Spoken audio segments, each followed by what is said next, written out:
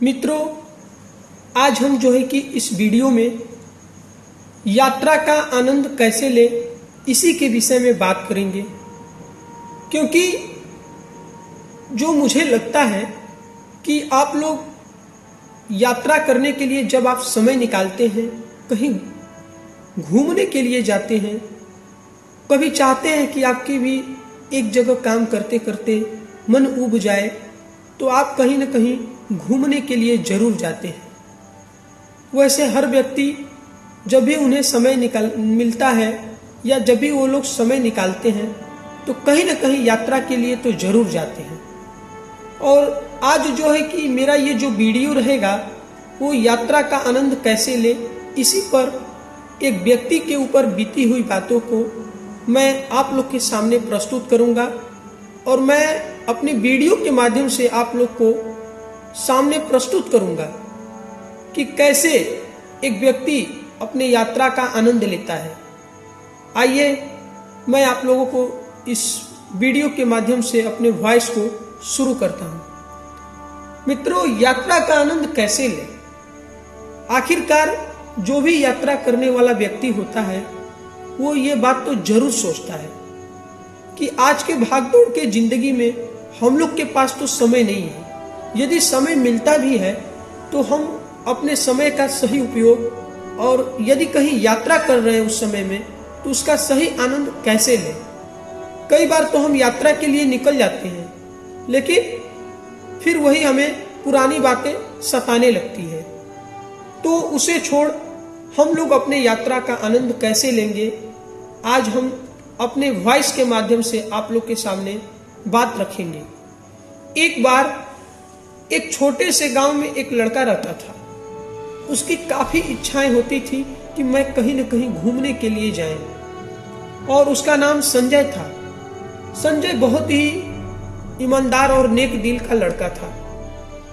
उसका सपना था कि वह एक दिन पहाड़ों के चोटी पर पहुंचेगा, और वह कई लोगों से सुना भी था कि यदि आप पहाड़ों की चोटी पर पहुंच जाते हैं तो वहां से आपको पूरा गांव दिखाई देता है, और वह यह दृश्य देखने के लिए बहुत ही पसंददायक भी होता है। और ये बात संजय सुनकर बहुत ही मन सोचता है कि काश मैं भी अपने इस भाग दौड़ के जिंदगी से समय निकालकर और अपने इस यात्रा में सफल हो जाए, ताकि मैं भी इस दृश्य को देख सकूं।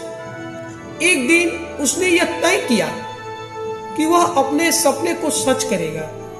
उसने अपनी तैयारी शुरू तो कर दी, आवश्यक सामान भी इकट्ठा कर लिया, लेकिन जैसे जैसे ही वो अपने यात्रा शुरू किया, ठीक उसी तरह उसके कई बाधाओं का सामना भी करना पड़ा। कभी तेज बारिश होने लगती थी तो कभी फिसलन भरी चढ़ाई थी। देखिए, पहाड़ तो है तो चढ़ाई तो होगा ही, और वो इसके साथ साथ कई बार कभी गिर भी जाता था। हर बार जब वह गिरता था तो थोड़ा निराश हो जाता था कि मैं ये कैसा अपना यात्रा को ठान लिया, जो मैं बार बार गिर जा रहा हूं, कहीं मुझे चोट ना लग जाए। लेकिन फिर उसने खुद से कहा कि यह एक यात्रा का हिस्सा है, मुझे तो अपने लक्ष्य तक पहुंचने के लिए संघर्ष करना ही पड़ेगा।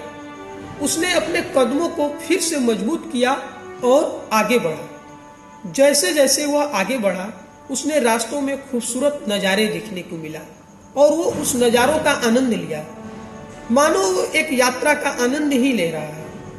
कभी कभी उसे रंग बिरंगे फूल दिखाई देते हैं, कभी कभी चिड़ियों का चड़चड़ाहट दिखाई देता है, और पहाड़ों की ठंडी हवा भी उसने महसूस किया कि ये छोटे छोटे पल भी उसकी यात्रा का एक महत्वपूर्ण हिस्सा ही है।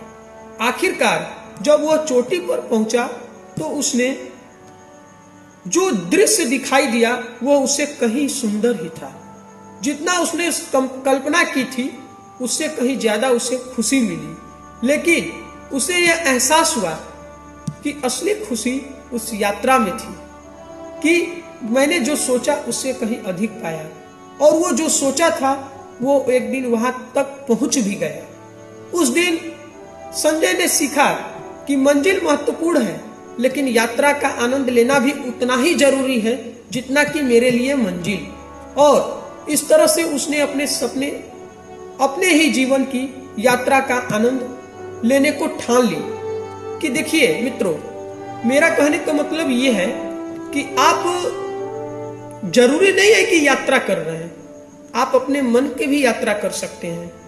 मित्रों, आप कोई काम कर रहे हैं तो आप अपने मन में ठानिए, अपने मन में एक दृश्य बनाइए कि मैं भी एक यात्रा में ही चल रहा हूं, और उस काम से प्रेम आपको हो जाएगा और उस यात्रा से प्रेम हो जाएगा। उसके बाद आपको बेकार की बातें तो सुनाई ही नहीं देगी। मेरा यही कहने का मतलब है कि आप जो भी यात्रा कर रहे हैं, आप अपने यात्रा का आनंद कैसे लेंगे, ये मेरे वीडियो के माध्यम से मैं आप लोग के सामने प्रस्तुत किया हूं। यदि कोई त्रुटि होगी तो आप मुझे कमेंट में जरूर लिखिएगा। जय हिंद।